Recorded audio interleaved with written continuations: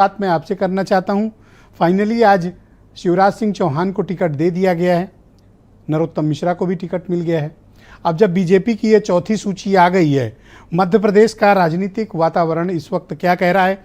और अभी जब मैं डिबेट में आ रहा था तो उसके पहले मैं एक चैनल पर सर्वे भी देखा, जिसके ओपिनियन पोल देखी, जिसके बारे में मैं जिक्र भी कर रहा था।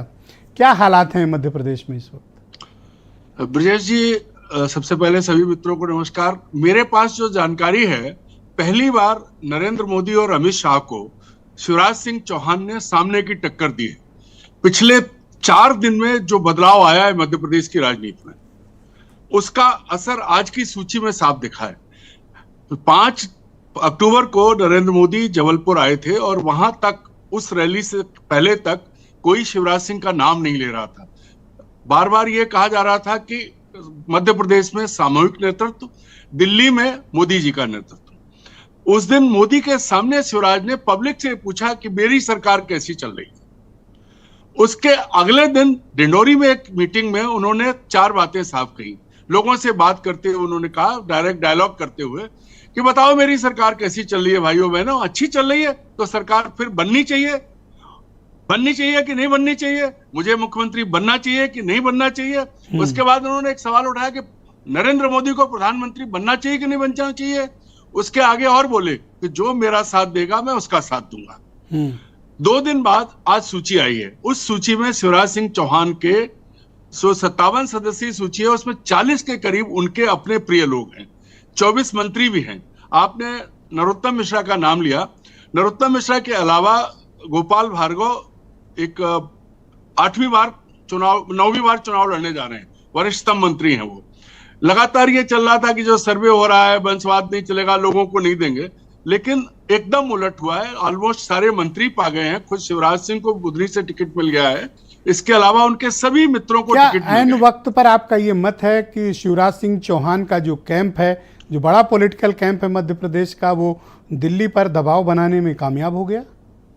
देखिए, पहली बार ब्रजेश जी, आप भी देख रहे हैं, पहली बार ऐसा हुआ कि सार्वजनिक चुनौती नरेंद्र मोदी और अमित शाह को शिवराज सिंह चौहान ने दी। मैं आपको बताऊं, पिछले कई महीनों से जब भी सबसे पहले अमित शाह आए और उन्होंने सार्वजनिक रूप से कहा कि मध्य प्रदेश में हम लड़ेंगे सामूहिक नेतृत्व में और दिल्ली होगी मोदी के नेतृत्व में।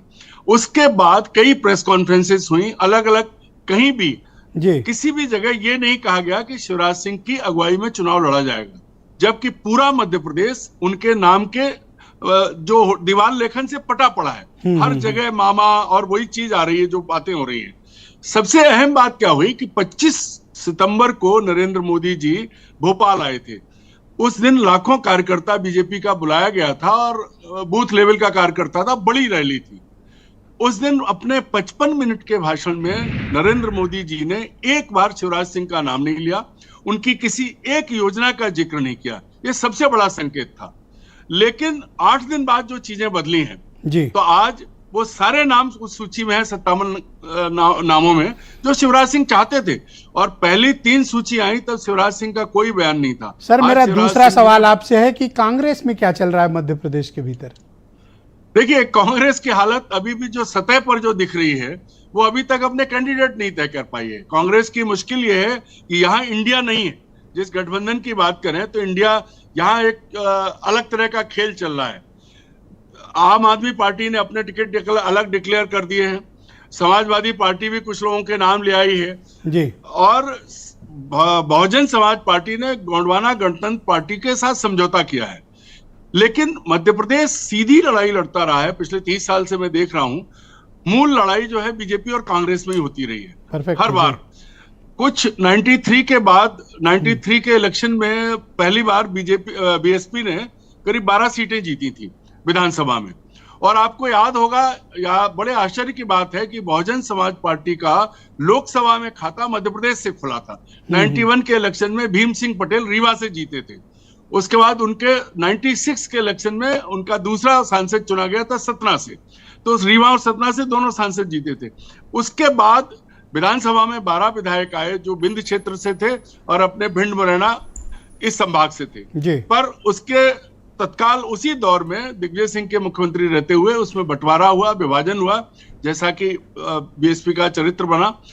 और फिर आधे कांग्रेस में चले गए, कुछ हारे, और पिछले चुनाव में सिर्फ 2 विधायक चुने गए। तो सर आपको क्या लगता है कि ये मध्य प्रदेश में मुकाबला आमने सामने का है और अभी कौन किस पर भारी पड़ रहा है? सर मैं तो जितने ओपिनियन पोल्स हैं उसमें तो सब बराबर टक्कर दिख रही है। आप ग्राउंड पे हैं, आप क्या फील कर रहे हैं?